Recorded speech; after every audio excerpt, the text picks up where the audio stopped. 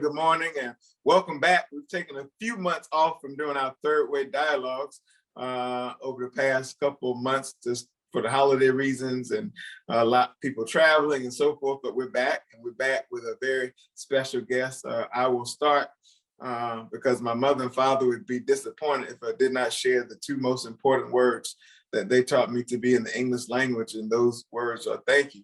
Thank you to all of you who make up the Third Way family for your continued support, your generosity, and what you are trying to help us do in order to preserve this country as we know it. And we could not do what we do at Third Way without you, certainly to the staff of Third Way. Thank you all for allowing all of us to be a part of the Third Way ecosystem. And I know we have a special guest, but there's also another special guest personally for me who's on this event. My mother pretends to be not so technology savvy. However, when I told her that Shontel Brown was going to be doing an event with me this morning, she figured out a way to be on this Zoom. So hello, Mother. I'm so glad you're finally joining one of our Third Way conversations, and I'm blessed to be your son, and I feel so good about having you here this morning. It's October, so that means Breast Cancer Awareness Month and Domestic Violence Awareness Month, and certainly we want to elevate those causes and so forth all month long and continue to elevate those efforts. Somewhere between when I was born and where I am in my life now, it's been said that little girls with dreams grow up to be women with vision. Little girls with dreams grow up to be women with vision. When I think about that statement, I can think about Stephanie Tubb Jones, Lou Stokes, Marsha Fudge, and now here this morning, I can put framework to that by saying Shontel Brown. Not only is Shontel a very trusted public voice and public servant, she is the first African-American, first female to serve as the Cuyahoga Democratic Party chair. I know she's been elected on county council in the county since 2012, which was historic in its way. An attendee of Wilberforce and also the community college, a businesswoman, started her career in radio, just someone who really has captured the moment and will get the opportunity to put her footprints in the sand next to Marsha Fudge, next to Stephanie Tubb Jones, and next to Lou Stokes. And so Shontel, thank you for joining us here this morning. Thank you for having me. Hi to your mom, and thanks to everyone else that has decided to join us this morning. It's truly my honor, my privilege, and I am pleased to be here. So thank you so very much. Shontel, I gave a Sunday school version of some of the things you have been able to accomplish throughout your career, but for those who have not had the chance to drill down deeply about Shontel Brown, the Democratic nominee for Ohio's 11th Congressional District, tell us a little bit about you. Oh my goodness. So you did a great job. I always like to start with how I got into this crazy world of politics. I think that gives folks some good insight as to who I am and what they can expect from me as a public servant. I found myself at my very first city council meeting in Warrensville Heights. It was the year of 2011. And what led me there, at the time, I was surrounded by seniors and retirees. I was the youngest homeowner on my street, and I wanted to know how I would help them in the event of an emergency. So the question occurred to me, where would we go if there were a natural disaster? And I thought the best place to find that answer would be my city council meeting. And I was right, but something said, keep going so you can learn about what's happening in your neighborhood. And Mr. Seawright, what I learned was there was some room for improvement. And rather than complain, I'm a person that truly believes in being the change that you want to see. And so I rolled up my sleeves and pounded the pavement and introduced myself to other neighbors. And I told them I wanted to be their city council representative. And they said to me, well, what can you do about these tree branches that need to be trimmed? Sewers that need to be cleaned and these potholes that need to be filled. And I said, okay, well, let me find out. I kept going to those city council meetings and started to develop relationships with the administration, and they offered to help. So I took up that offer, and next thing you know, tree branches started getting trimmed and sewers started getting cleaned and potholes started getting filled, and I wasn't even elected. So I'm feeling pretty good about myself. Fast forward, election day came, the polls closed, and I was down by 6 votes. Down but not out, disappointed but not devastated. Anyone who knows me knows that I am a child of faith. I trusted God's infinite wisdom. I said, okay, this must not be for me. I was actually convinced I would never run for public office again. But little did I know, there were 23 provisional ballots in my race. And 11 days later, I learned that I had won by 7 votes. Now, as children of faith, that 7 is so significant. So there's 2 testimonies there. Every vote really does count. Vote really does count. Every vote really does count. But the other thing, as a child of faith, 7 represents perfection, completion, and God. And so that has really been the moral compass, the guiding force, and the foundation of this work that I intentionally describe as public service. And so that really changed the trajectory of my life and put me on a path of public service that I had no plans for, but one that I am eternally grateful for and feel called by his divine intervention to serve. So that's just a little bit. You know how close I am to Secretary Fudge, and I oftentimes say this about her when I have the opportunity to introduce her. I remind myself that well-behaved women rarely make history. I think that's true because if you look at some of the most extraordinary women throughout our time, the one thing about them they have in common is they all have been misbehaviors all their life. You now fall in that category of a misbehaving woman yourself. Talk to us about how special it is and what it means to you to stand on the shoulders of Lou Stokes, Stephanie Tubbs Jones, and now Secretary Marsha Fudge. Well, thank you for that. So this is a very rich legacy that I am hoping to fulfill. As you pointed out, this district would not exist if it were not for the Honorable Congressman Louis Stokes, who demanded that we have reflective representation in our government. And I can truly say I've had the courage, and maybe some might categorize it as misbehavior, but I really pushed forward at the county council level to ensure that that representation was also a very important component as it relates to declaring racism as a public health crisis here. I led that initiative and certainly want to continue to do that great work if and when I am blessed to be able to walk the halls of Congress. Followed by another fierce fighter, the late, great, and Honorable Stephanie Tubbs Jones, whose reputation continues to just ring loud and true throughout the 11th Congressional District. She was known for her ability to connect with the community. She could walk into any room and would be well received, whether it was from the hood to the heights or from the streets to the suites. She was known for her infectious smile. So I hope to be able to embody that, and she could connect with anyone. And so I'm hoping to fulfill that legacy of her connection to the community. And finally, our friend and my mentor, now Secretary Fudge, as a congresswoman, she was known for her character, compassion, and competence. One who never sought to make headlines, but always sought to make headway. And so really establishing in me the importance of staying connected to the people. That was one of the things that she always said: if you stick with the people will stick with you. And so as a public servant, and again, my journey into politics, I've never lost sight of that. She set that expectation for me to be, again, a servant of the people, and it has never been about us. And it has proven to be a very successful formula for her, because we now have her as a member of the cabinet. And I couldn't be more excited to follow in her footsteps. Give us a background color for those who may not be familiar about Ohio's 11th Congressional District. Because if you're not from there, or if you don't play ball in that region, you may not know. So give us background color about the Ohio's 11th Congressional District.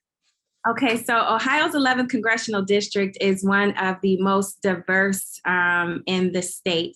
It goes from the inner city to the outer ring suburbs, representing some of the most impoverished to some of the most affluent. And so when it comes to the needs, there's a great variety of needs. For those that don't know, Cleveland has continued to rank amongst the poorest big cities in the nation, and we have had declining population for decades. Those things have made it incredibly challenging incredibly challenging for us to recover from decades of disparity and disinvestment. So the fact that we now have a member of the cabinet who now oversees housing and urban development, knowing the the dynamics and the issues that face this part of the district could not provide us with more promise. We inevitably will have a new Congress member, right? And we are also in the midst of a very hotly contested mayoral election. So the landscape here is pumped and primed for change, and great change, positive change. Even Dr. Charles Stills, who is the president of SELC, has declared that this could potentially be like a new Selma, Alabama, if you will, because of so many things that are happening here. So many great things that are on the horizon. We were also the recipients of over $500 million in federal funding. And so that will be a great opportunity for us to reverse decades of disinvestment and disparities in our community. And I couldn't be more excited to be partners with those who are on the rise to make those changes happen. So Ohio's 11th Congressional District is rich with legacy and promise for the future. And it would be my honor to represent the people here. I mentioned earlier that you are now the Democratic nominee. Obviously, your election is on Tuesday, but you didn't wake up one morning and become Democratic nominee. I remember when reporters were calling me from all over the country saying, you know, what's going to happen to Marsha for his legacy. Her candidate is down 30 some odd points. What's going to happen? Walk us through the primary and how you went from down but not out to being the Democratic nominee. Well, thank you. So this may sound strange to folks, but again, I've never been shy about my faith. So when we decided to enter this race, we had a path to victory, contrary to the national narrative. So, but what was always reassuring for me, I would call it God's voice as clear as I hear yours that said I would be okay. We knew our most formidable opponent would be able to raise lots of money. And not only did she have what appeared to be an insurmountable lead, but she also had 2.5 times the resources, even at the end of the campaign. It started out as 12 times the resources with our first candidate filing, but we steadily chipped away at that. And that has been, I think, the formula. I just never stopped working. For 9 years, I've been a legislator here in Cuyahoga County, cultivating relationships with some folks on the local level. So if all politics is local, I've said it before, I'm as local as it gets.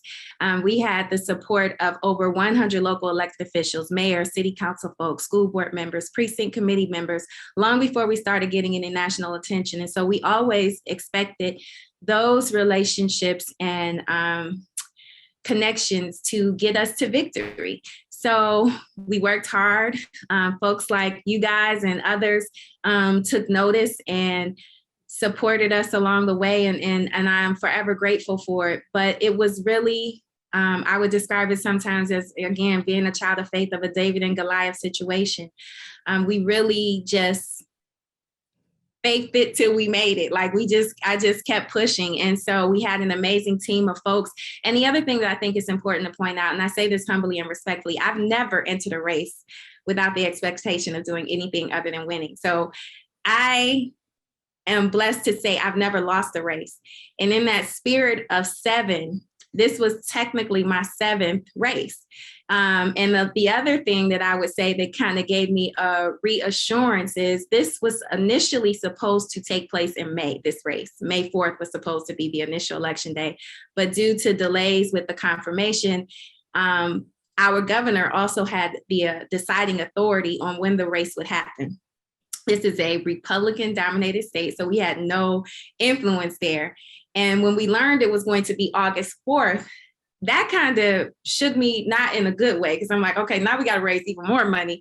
This is being pushed even further out. But that same voice said, Shontel, look at when early voting will happen. And it turned out early voting for us started on July 7th. And if anyone's paying attention, that's 2 7s. And so it was kind of a reaffirmation for me that this was a divine pathway that was being set up for me to be victorious and to give God the glory all the way. And so, so that's always been, I think, at the center of this race in my campaign and my public service. So other than that, I don't have any scientific data or strategies to share. Just a lot of hard work and a lot of folks that shared the same faith and belief in me that I would be the better choice. Let's talk about your priorities for a second. Sometimes as Democrats, we get distracted. We talk about things on the campaign trail that does not always transfer or translate to the work we do when we're actually moved to governing. Talk about your priorities as they would be in a member of Congress after Tuesday night at 7 p.m. Well, thank you. So depending on what's happening with this framework we talking about today, but my platforms and priorities have, in short answer, have always been healthcare, jobs, and justice. Healthcare, again, as my future colleagues, I'm declaring that, are fighting to make sure prescription drug costs are lower, that we have access to affordable quality healthcare, that we can expand services to include dental, vision, and hearing. Those will be things that I would want to champion if I'm so fortunate to be able to vote on this next bill. If not, I'm just hoping that my Democrats can get this done before Tuesday. But if not, I'm going to be right there pushing and running with the ball to make sure that we get those things done, not just for the people of the 11th Congressional District, but the country. Those are things that the majority of Americans can agree on. Jobs, I touched on it a little bit here. We have had issues with employment pre-pandemic. But when we talk about these infrastructure packages that are going to make investments in dealing with our lead pipes and making sure that those no longer are a part, and also building the infrastructure to include high-speed broadband internet access, those type of job opportunities that can become available to this district really hold a lot of promise, and we know that they will be jobs that have living wages, and so that will be critically important. But under the jobs category, I also like to throw in education. Even with this new package talking about the possibility of having free community college here in Cuyahoga County, we have some programs. Some of our high school students are graduating with their associate's degrees. And so we know that it is possible, and that is at no charge. So to be able to expand that would be awesome. And that would give us an opportunity to improve our workforce readiness. There's so many things in our workforce right now where we have positions, but people aren't necessarily job ready, and modernizing things like the Pell Grant so that individuals who are in certificate programs can take advantage of that would also give us an opportunity. I think for so long we focused on four-year degrees that we have forgotten about some of the labor opportunities that exist where people can start jobs and get on a career path where they're making a living wage without having to incur that debt that comes along with sometimes going to school to obtain a four-year degree. And then finally, justice. I touched on it a little bit. I'm proud to say I led the initiative to declare racism as a public health crisis here in Cuyahoga County. And that was more than a symbolic gesture. It really was something that I wanted to ensure would have the teeth to provide the Black community specifically with the services and the resources and the support to deal with decades of discrimination in areas of education, transportation, healthcare, criminal justice reform, and all the things that have had a disparate impact on the Black community. And I'm proud to say that I was able to pass that legislation during some of the most turbulent and tumultuous times in our nation's history, with bipartisan support. We did that unanimously here in Cuyahoga County, and we are actually seeing the fruit of that work in how we deal with contract allocations and how we are dealing with internal promotions within our own organization. So finally, that justice component is not just racial or social justice, but criminal justice reform and environmental justice. And so it's a lot of work to do, Mr. Seawright. You know that just as well as I do. And so one of the things that I think hopefully everyone will recognize, I am not afraid of hard work. And so I'm looking forward to getting into the halls of Congress and working hard for the people who are trusting me to make decisions on their behalf. One of the things that came up during the course of your primary was the idea of working for the agenda of this president and this administration and others who were also running we're not so certain, or we're not such a guarantee about making sure the priorities of this administration and this president, by the way, who's very handsomely popular in that district, becomes a priority when you get to Congress. Talk about what it means for you and how you will make certain to work towards achieving the goals of this president and this administration. Well, thank you. As you pointed out, Biden won this district handily. So we certainly want to honor the voters by supporting his the work, the things that he wants to put forward. It is a little bit frustrating for those who are on the outside looking in to see the stagnation that has occurred. But I think it's important that I also understand his desire to have bipartisan support, because that promotes sustainability. I think that partnership means sitting at the table and negotiating. And if this was easy, then everyone would do it. But it is critically important. I mean, that is, we had people vote so that we have the executive branch and the legislative branch to be able to put forth these policies that President Biden campaigned on. And so, yes, I am looking to be a partner to make sure that we move those initiatives and help him get his agenda through. And the things that we're talking about are not just something that he wants, but they're incredibly popular with everyone, and the majority of Americans. And so it, to me, is just meeting the expectations that were set and fulfilling the promises that were campaigned upon. And I want to be a part of the solution, not a part of the problem. So I certainly look forward again to helping him move his agenda forward in whatever way I can assist. Doing that, I will. I know I mentioned the framework, and the framework is around the reconciliation package, which has taken a haircut from 3 trillion to the number that the president, if he has not announced it, will lay out this morning. But the flip side to the coin is the infrastructure bill, which I believe will be known as one of the most consequential, if not the most consequential piece of legislation that this administration would do in the first term. Talk about why the infrastructure bill will be important for the people of Ohio's 11th Congressional District. I think it's going to be important for us as a state that has suffered again from decades of disinvestment, being able to modernize and update and upgrade some of the inferior materials that have been used in our roads, railways, and bridges will be critically important.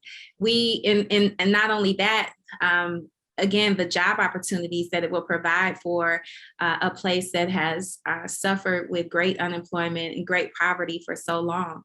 So I know that even when we talk about infrastructure, broadband internet access has been one of those things. And I think, when the pandemic just pulled back so many, revealed so many things about our country, and a lot of them were not pretty.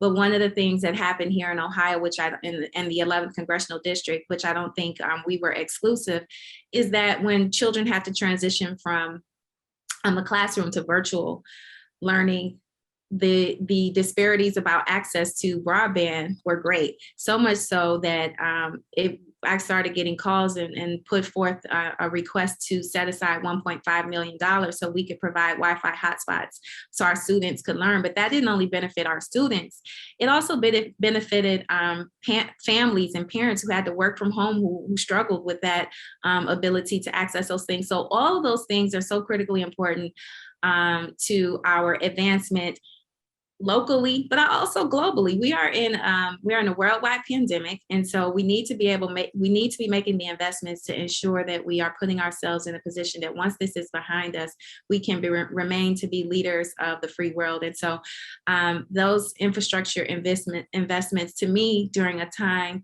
where the world is suffering behind this pandemic, are just a drop in the bucket, and we need to be approaching them with the urgency that they deserve, because so many people are hurting, and we need to be making these investments to make sure that we're propping ourselves up for the future. When you are sworn in next week as a member of Congress, you will join the Congressional Black Caucus. We were together in New York for the Congressional Black Caucus PAC retreat. And I mentioned during our forum about 50 years of the CBC. The CBC is 50 years old. as a young Black woman who will be a part of an organization that's been around for 50 years, perhaps some of the most consequential elected officials of our day. What does that mean for you? The magnitude and gravity, I cannot probably, articulate as well as it deserves. I am honored. I am pleased. I am privileged. It is not lost on me. I think that, even Clerk Johnson put a very fine point on this when I had an opportunity to go to Washington. And she said, since the inception of Congress, there has been 12,000 members, and of those members, 350 have been women. And then when you get to Black women, that number gets even smaller. So I recognize, being a member, a Black woman, younger Black woman in the CBC is a big deal, especially having, I think, some of the greatest number of leaders coming from the Congressional Black Caucus. If I'm not mistaken, 6 of the members hold full committee chair positions, and I think there are 56 or 57 members. And so our numbers are growing. And so when you have that type of influence, that's clearly more than, it's a very large and powerful caucus, and that is not lost on me. And so it is something I like, again, I can't really find the words to tell you how incredibly blessed and honored I am to be able to be a part of such an esteemed group. Speaking of the CBC, there have been 2 legislative issues that have been important for the country, but very laser focus important for the CBC: voting rights and police reform. To this point, those things have not gotten across the finish line. Put some Windex on the windows about the importance of doing something around what I have said till I'm blue in the face, the most transformational issue of our day, voting rights, and why that's important, but also police reform. I know you and I've talked privately about some of the things going on in your own community around guns and so forth, and why all that's important. So put some Windex on the windows around police reform and voting rights. I'm going to start with police reform. Police reform is important, and it is, again, on the outside looking in, frustrating to see that the George Floyd Act has not gotten across the finish line yet, but maybe that the Lord is setting me up to help do that work. So we'll just see. But the reality, the real thing about it is, it's one of those institutions that has been plagued by systemic and structural racism. And so I think the culture has to be dealt with. I am one that is not, has never supported the funding of police, but really one that has promoted, cultural competency, racial implicit bias training, because what I can say, just from my own witnessing of some of the things that have happened here with our very own Tamir Rice, it is not a matter of training for de-escalation, because we have witnessed officers de-escalate, unfortunately, on our demise. But we are the ones that, suffer when de-escalation is not practiced, people that look like me and you. So other folks, have the benefit of de-escalation. So we know that the police know how to do it. So again, it comes down to racial implicit biases that need to be talked about, cultural competency training that we need to elevate. But also, one of the things that I've been a huge proponent of is introducing a 4th option when we call 911.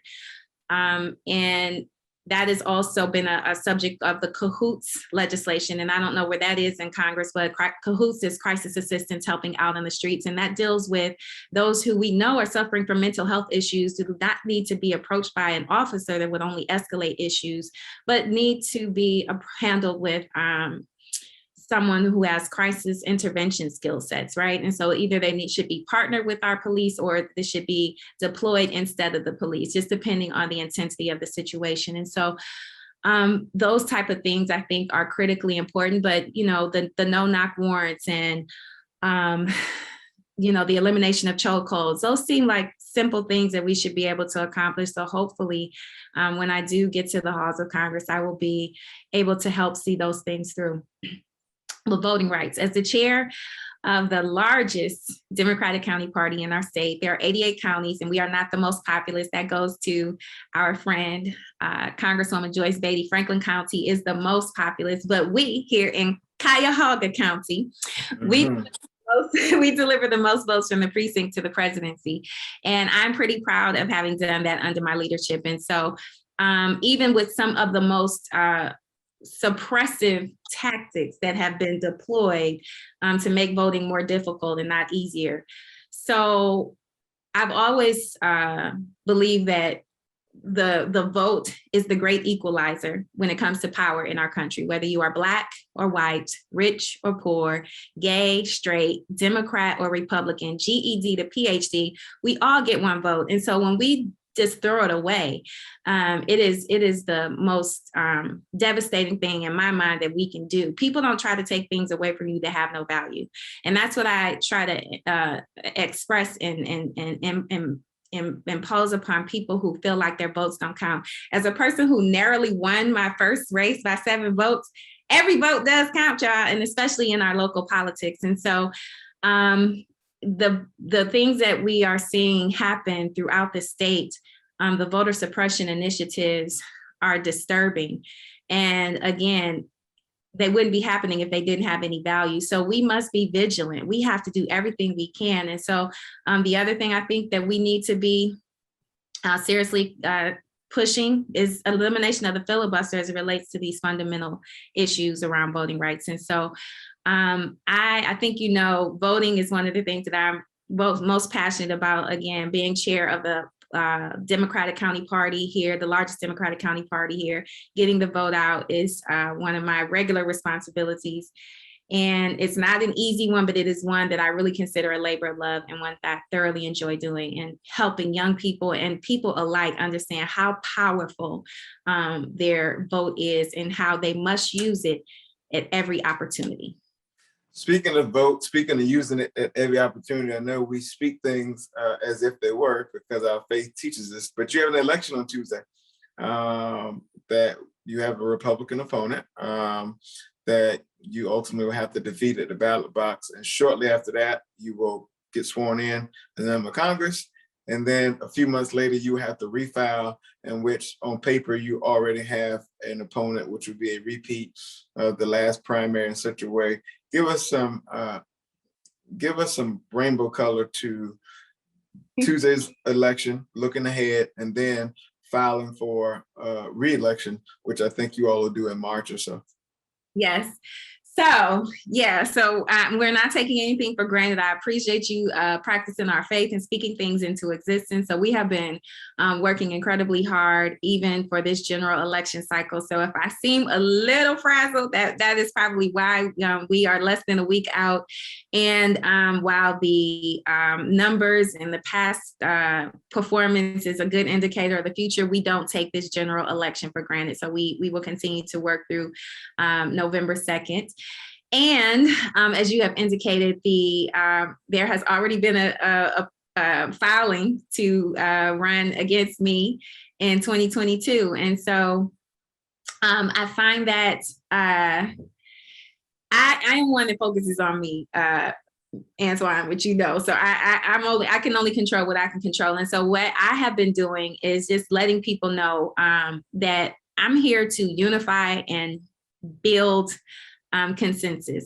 Since that election, I have been reaching out to folks that maybe supported my primary opponent and have had some success with gaining that support. But I think the biggest thing is knowing that, there is a machine, if you will, behind that individual that can command resources with a tweet or a post or an email that makes it a real challenge or threat. And so I don't take that for granted either. So it is not something that I like to focus on, but it's certainly something that I want people to be aware of, because it is reflective of the what we should not be doing, in my opinion. We're right now, as a person who is comfortable working across the aisle, I think it does us no good to fight against ourselves. And so I'm hoping that people will continue to support me in that way. And so far, so good, but we don't take anything, again, for granted. So it is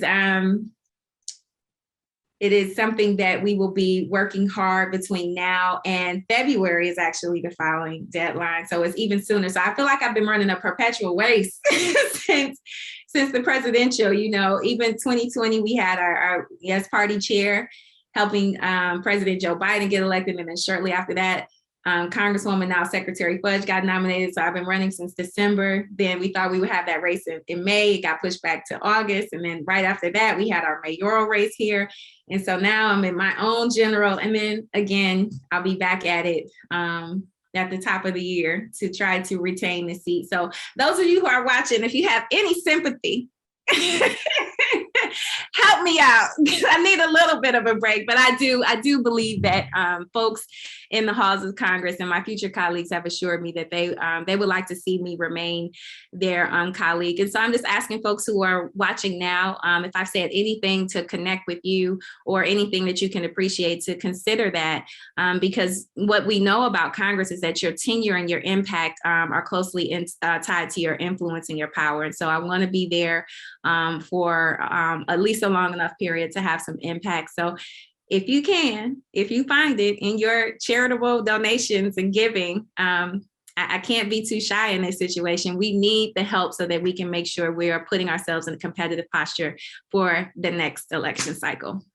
There were two questions that popped up from the audience. One, what is the first thing you intend to do when you get to Congress and work on? Number two, who are you most looking forward to working with? Oh, goodness.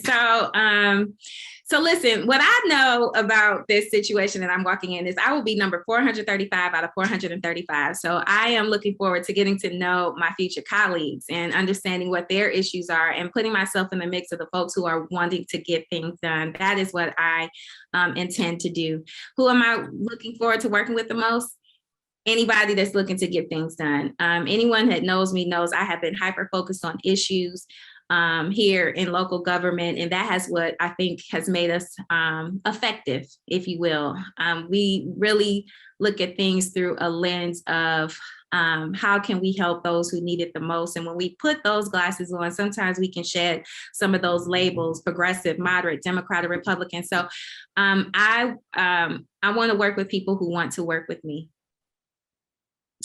That's good. I know there's a second question. I'm just trying to pull it up here. Another question, rather. What do you say about gun reform? Obviously, that is an issue that you and I've talked about privately that's impacting your community in which you live now. So as it relates to gun reform, you say what? So gun reform is an issue that has personally impacted me. As a youth ministry leader, I have lost 2 young men in my church to gun violence who did not reach the age of 21, and another of a dear friend this past summer also lost his life to gun violence. And so this is a very personal issue for me.